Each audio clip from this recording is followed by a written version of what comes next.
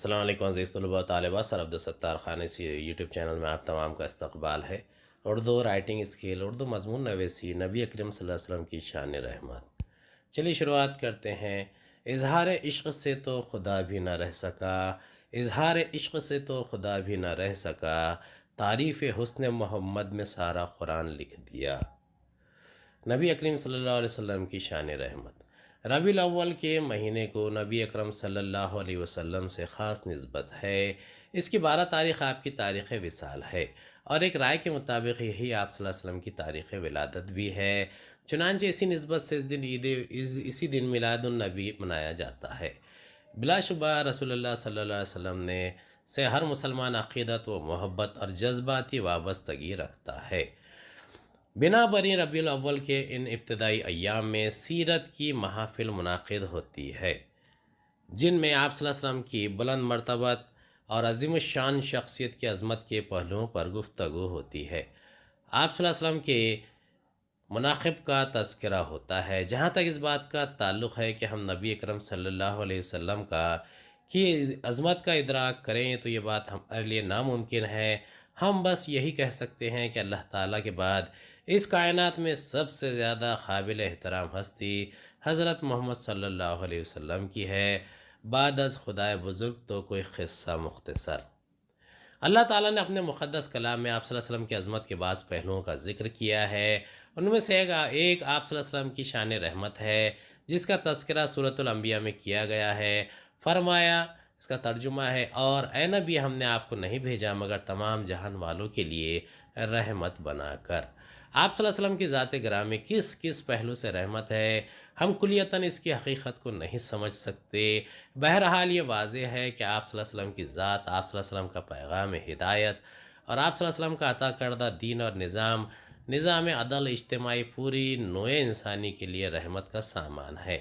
آپ صلی اللہ علیہ وسلم کے ذریعے ہدایت کی جو روشنی پھیلی وہ انسانیت کے ہر طبقے کے لیے مکمل رہنمائی ہے، خواہ وہ بڑے سے بڑا فلسفی، مفکر یا دانشور ہو، یا ایک عام انسان، محنت کش یا مزدور۔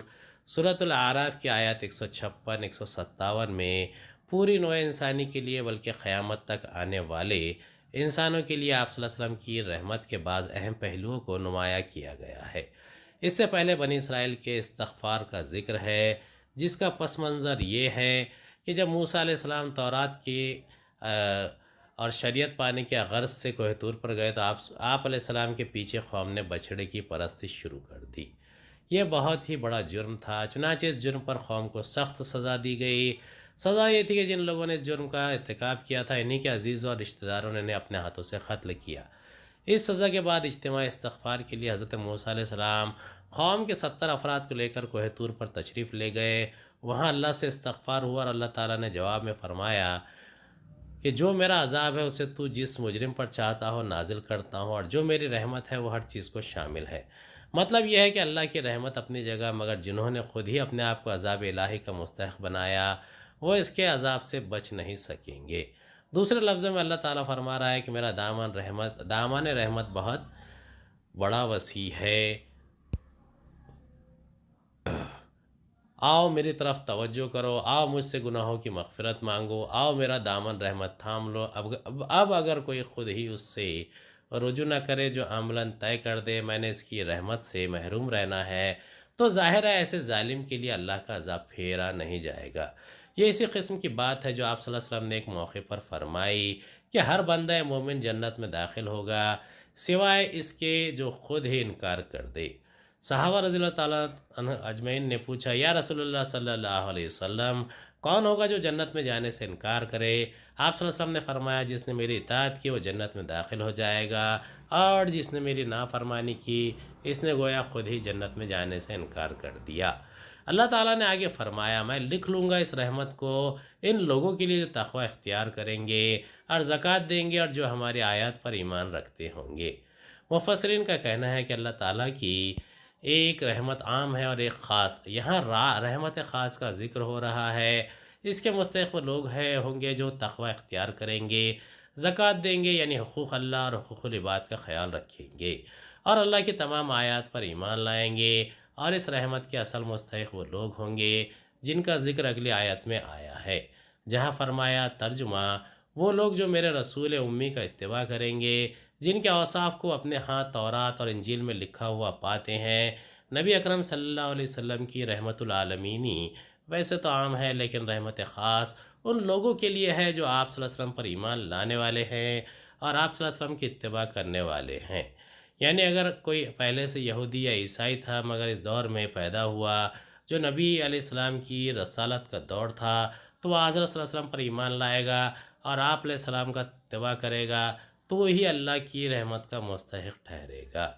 आगे नबी अकरम सल्लल्लाहु अलैहि वसल्लम की अगर हमारे दिल में हुज़ूर सल्लल्लाहु अलैहि वसल्लम की मोहब्बत हो और हम इस मोहब्बत के तकाज़े भी पूरे करने की कोशिश करते हों, तो हमारी सीरत में इस्लामी रंग पैदा हो सकता है और हम दीन व दुनिया की हर नेमत से माला माल हो सकते हैं। कि मोहम्मद से वफ़ा तूने तो हम तेरे हैं, कि मोहम्मद से वफ़ा तूने तो हम तेरे हैं, ये जहाँ चीज़ है क्या लौह व कलम तेरे हैं। कुछ दौलत पे नाज करते हैं, कुछ सूरत पे नाज करते हैं, कुछ दौलत पे नाज करते हैं, कुछ सूरत पे नाज करते हैं। जिनके हाथों में दामन मुस्तफ़ा हो, जिनके हाथों में दामन मुस्तफ़ा हो, वो उम्मती होने पे नाज करते हैं। उम्मीद है आपको हमारा वीडियो पसंद आया होगा। अगले वीडियो में दोबारा मुलाकात होगी। खुदा हाफिज़।